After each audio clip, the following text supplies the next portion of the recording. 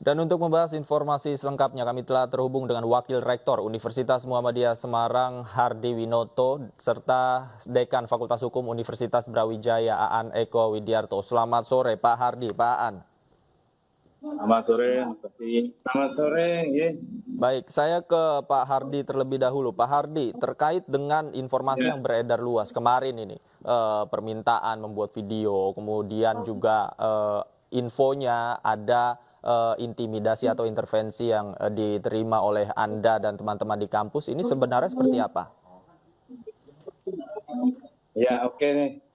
Assalamualaikum warahmatullahi wabarakatuh untuk pemirsa. Ini tidak intimidasi, hanya minta keterangan internal kepolisian, tapi ternyata kok beredar ke mana-mana itu sebenarnya. Jadi saya sebenarnya ya hanya agak kaget ada tamu, yang namanya tamu kan diterima. Namanya dari kepolisian tamu ke rumah untuk minta pendapat, minta apa gitu tentang demokrasi, hanya itu saja. Tapi di akhirnya itu ada tambahan ya sedikit minta apa pendapat tentang kepemimpinan nasional. Nah waktu itu ya saya hanya berpendapat itu karena sebenarnya banyak hal yang harus diungkapkan, tapi saya hanya mengungkapkan masalah itu saja, masalah COVID. Oke, kalau terkait dengan permintaan video yang datang mungkin kepada Anda atau kepada rektor, ini dipenuhi, Pak? Ya karena memang kepolisian. Tapi kalau tidak tahu isi.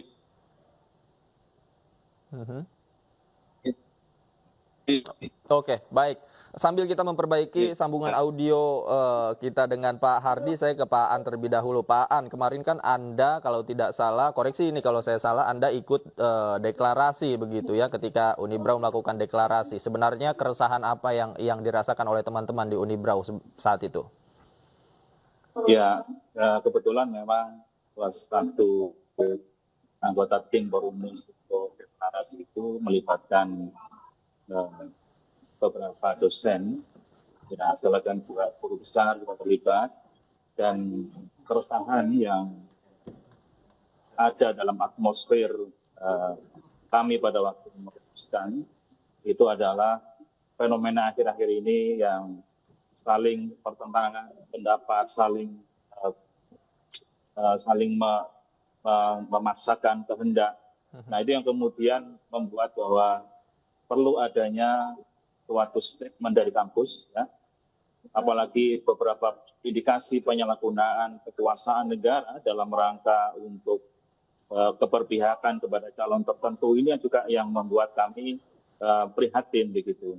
Nah dari sinilah guru besar, Dewan Guru Besar di Universitas Brawijaya membentuk tim, kemudian merumuskan ada 8 sikap poin kami yang dirumuskan, dan itu menghimbau kepada keseluruhan, baik itu kepada pemerintah pusat, pemerintah daerah, kemudian TNI, Polri, Mahkamah Konstitusi, sekalipun. Kenapa? Karena kami memandang bahwa persoalan yang sangat menyeruak keluar di sini adalah hukum sebagai alat, gitu. Hukum sebagai alat kekuasaan. Itu kan mulai dari putusan Mahkamah Konstitusi bisa dipengaruhi, kemudian juga sampai kemarin putusan DKPP yang begitu kerusak-kerusu sehingga mengabaikan asas kepastian hukum, mengabaikan SOP profesionalitas penyelenggara pemilu.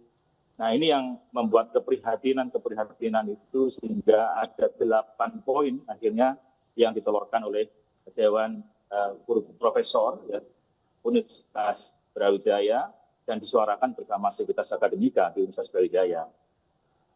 Oke, setelah teman-teman melakukan deklarasi, apakah ada semacam intervensi atau barangkali ada yang menghubungi Anda, Pak Aan, terkait dengan deklarasi yang dilakukan? Ya, kalau terkait dengan deklarasi tidak ada. Tapi kebetulan saya itu ikut 2 deklarasi. Pertama adalah deklarasi akademisi Malang Raya bersama masyarakat sipil Malang Raya. Dan yang kedua hari berikutnya, itu tanggal 5 saya ikut deklarasi bersama masyarakat sipil, karena ingin kita melihat bahwa semuanya ini bukan hanya persoalan kampus, tapi ini adalah persoalan rakyat, begitu, harus disuarakan. Nah, setelah deklarasi masyarakat sipil itulah, ada yang menghubungi saya, mengakunya dari kepolisian, kemudian yang bersangkutan minta pendapat karena begitu. Minta pendapat khususnya terkait dengan DKPP, ya. Dan apa yang dilakukan oleh KPU. Jadi sudah disampaikan jawabannya. Tolong disampaikan nanti di dalam wawancara atau statement Bapak bahwa keputusan KPU itu tidak melanggar konstitusi karena begitu. Oke. Nah, dari situ ya katanya akan dimuat dalam media.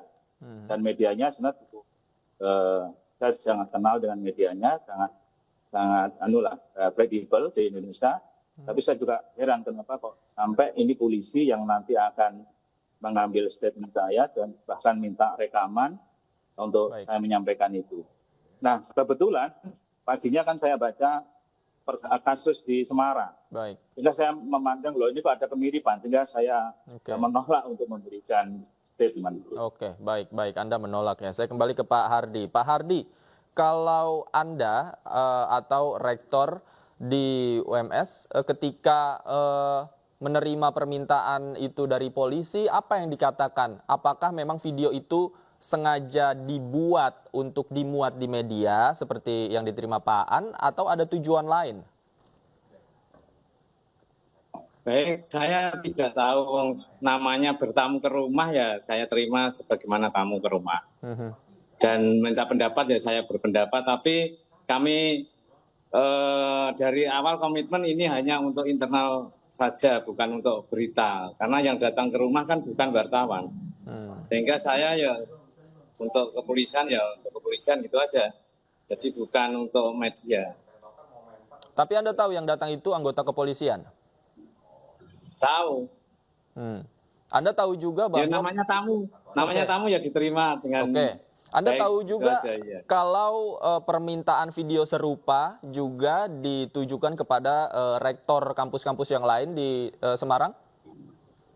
Saya tidak tahu, pokoknya yang penting saya sebagai tuan rumah, ada tamu saya terima, ngobrol-ngobrol, bukan atas nama universitas, bukan atas nama lembaga apapun. Jadi ya atas nama pribadi saya, terus kemudian dimintai pendapat, ya pendapat, gitu aja. Oke, setelah dibuat video itu, apakah ada lagi yang menghubungi Anda?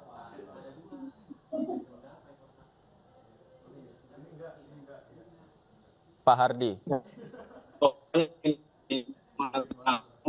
Siapapun yang mau bicara dengan saya, ya saya bicara apa adanya, bicara secara benar. Yang penting tidak melanggar undang-undang, yang penting tidak menyinggung perasaan orang, gitu aja. Oke, baik. Kalau Pak An, ketika Anda dihubungi oleh polisi, kemudian juga tadi berkaitan dengan sikap Unibrau, apakah Anda melihat ini atau Anda rasakan ini bagian dari intervensi atau intimidasi?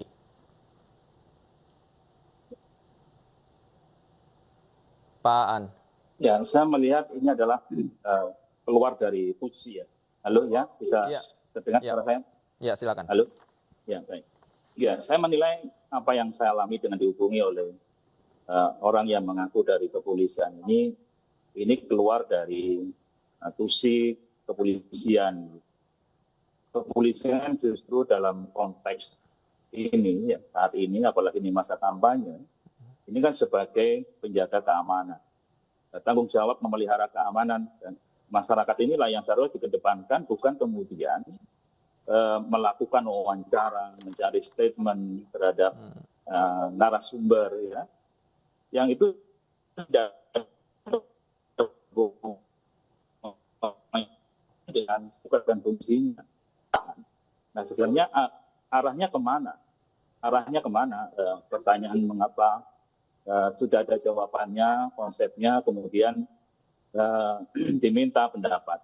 Nah, tentunya ini yang menjadi, kalau saya akhirnya yang menjadi suatu keprihatinan, ya seharusnya netralitas itu dijaga betul, walaupun tidak langsung menunjukkan keberpihakan kepada paslon yang mana, tapi orang akhirnya akan bisa melihat bahwasannya ada sesuatu yang bukan tugasnya kemudian dilaksanakan, ini akan menjadikan tanda tanya besar di dalam masyarakat.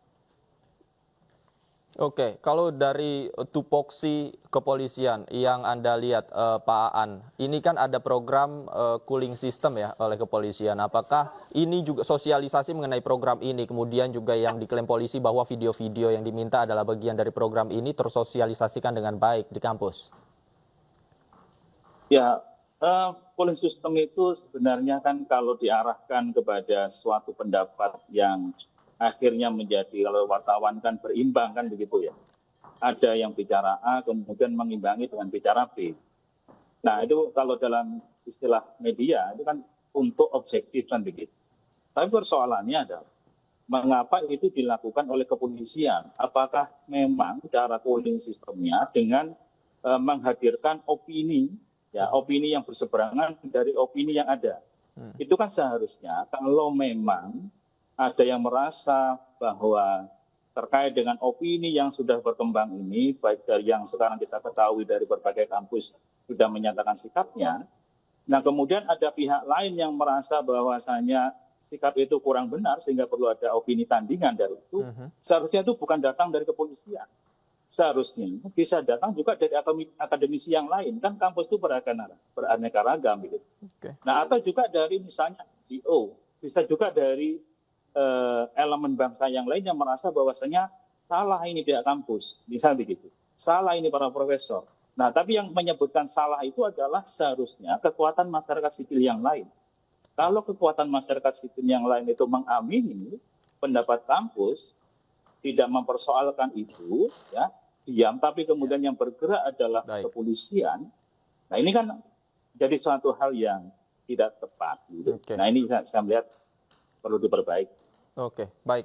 Pak Hardi, kalau Anda melihat atau menerima permintaan untuk membuat video, apakah videonya ini berkaitan dengan kampanye saja atau masa-masa pemilu agar tenang, atau juga ada permintaan lain untuk menyinggung kinerja pemerintah selama ini yang datang kepada Anda, Pak Hardi? Ya, baik. Ya, intinya itu begini, ya. Jadi ada tamu siapapun, tamunya kalau datang ke rumah saya ajak bicara dengan baik lah. Saya kan tidak punya prasangka apa-apa. Ya namanya tamu ya kami terima, kami ajak bicara, terus kami bicara tentang demokrasi kan, tentang jujur adil, langsung umum, bebas. Oh tentang demokrasi. Kemudian dimintai pendapat yang lain, mungkin yang agak rame kan di alinea terakhir itu ada pendapat. Ya itu sebenarnya kan banyak. Nah, tapi saya ya yang lebih netral kan hanya masalah COVID kan netral, sudah tidak menyinggung apa-apa sebenarnya. Tidak menyinggung. Nah itu, tapi Oke. Saya tidak tahu yang ya ada tamu saya terima. Oke. Pak Aan, terkait dengan ada juga rektor-rektor di kampus lain yang menolak membuat video itu, kemudian kan kayak bicara demokrasi ya langsung umum, bebas rahasia, kemudian kampus sebagai agent of demokratik, kemudian agen perubahan untuk mahasiswa dan sebagainya, kami ya bicara netralitas saja. Baik. Hal-hal yang patut dikatakan seorang dosen kepada mahasiswa, kami ceritakan bahwa kampus itu tidak boleh memihak manapun begitu kalau dalam hal demokrasi. Baik, saya ke Pak Aan. Pak Aan, Anda merasa tidak bahwa permintaan yang muncul terhadap rektor-rektor di kampus yang tadi tidak hanya di Jawa Tengah tapi juga ada di Jawa Timur ini sebagai bagian atau upaya dari kontranarasi yang selama ini untuk membungkam suara-suara kritis yang muncul dari kampus? Ya betul. Kalau itu yang diminta, kalau itu ada yang meminta, ada yang memerintahkan, bahkan menginstruksikan para rektor untuk membuat suara yang berbeda, itu memang menjadi kontra narasi. Itu yang tadi saya sampaikan. Nah, kalau yang tadi kepolisian yang diminta, itu kan tentunya memang salah sasaran ya. Nah, kalau rektor yang diminta, ini memang menjadi suatu instruksi yang clear sebenarnya dalam rangka membuat kontra narasi. Nah, tapi dari situlah justru mempertontonkan bahwasannya ada satu pihak diminta, satu pihak itu kesadaran menurut kebebasan mimbar akademiknya, menurut otonomi keilmuannya, gitu. Yang itu tidak ada yang meminta. Nah, kalau sampai ada yang menginstruksikan, ya, siapapun baik rektor, dekan, atau wakil rektor untuk membuat kontra narasi, berarti ini ada sesuatu yang salah juga sebenarnya. Ini kan by design, akhirnya begitu kontra narasinya. Bukan karena kesadaran. Karena di dalam Undang-Undang Pendidikan Tinggi itu jelas ada 3 sebenarnya yang menjadi suatu panduan bagi seorang dosen. Satu adalah kebebasan akademik. Yang kedua adalah kebebasan mimbar akademik. Yang ketiga adalah otonomi keilmuan. Dari sinilah kemudian seorang profesor, seorang guru besar, seorang dosen yang kalau dalam undang-undang ini adalah lektor kepala yang punya bekuk untuk menyatakan keilmuannya, yaitu punya otonomi keilmuan, itu yang seharusnya berangkat dari kesadaran, bukan dari instruksi. Nah, ini yang by design ini yang kemudian semakin mempertontonkan ada sesuatu di dalam fenomena kenyataan sikap kampus ini. Oke, saya ke Pak Hardi. Pak Hardi, terkait dengan perbedaan sikap rektor atas permintaan pembuatan video ini, tanggapan Anda seperti apa? Kan ada rektor yang memilih untuk membuat video tersebut, ada juga yang menolak. Tanggapan Anda seperti apa?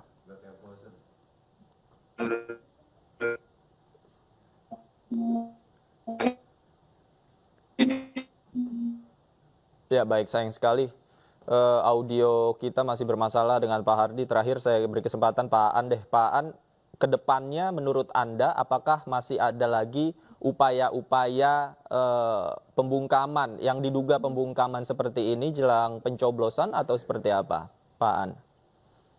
Ya, tentunya kan masing-masing pihak punya kalkulasi ya, punya kalkulasi politik dan biasanya itu dihitung berdasarkan hasil survei. Kalau hasil surveinya merosot atau tidak memenuhi target, mereka akan melakukan intervensi tertentu agar mendongkrak hasil tersebut. Nah, sepanjang hasilnya akan melorot terus begitu, ya tentunya ini akan terus terjadi. Nah, maka dari itu tentunya dalam hal ini kita berharap Bawaslu khususnya itu harus lebih bisa menegakkan hukum pemilu. Hal-hal yang bersifat intimidasi, hal-hal yang bersifat kontra narasi yang itu ada by design. Nah, ini harus betul-betul menjadi pengawasan Bawaslu maupun juga Gakumdu sehingga nanti penyelenggara pemilu ini akan menjadi kredibel. Kalau tidak kredibel tentunya kita sangat mengkhawatirkan penyelenggaraan pemilu kita dan ya kita berharap tidak akan terjadi apa-apa. Semoga suksesi pemerintahan ini 5 tahun ke depan tidak mengorbankan kepentingan rakyat yang sangat besar di Indonesia ini. Ini hanya 5 tahun. Ya, jangan sampai kemudian ini merusak demokrasi yang sudah dibangun dengan baik di Indonesia. Oke, baik. Artinya kita semua berharap bahwa peran serta dari KPU dan Bawaslu khususnya jika ada pelanggaran pemilu ini lebih efektif jika tidak terjadi tumpang tindih dan menimbulkan asumsi yang negatif ya seperti tadi Anda katakan. Terima kasih Pak An Eko. Sebelumnya juga ada Pak Hardi Winoto. Terima kasih banyak sudah bergabung bersama kami di Anyus Sore. Selamat sore, sehat selalu Bapak-bapak.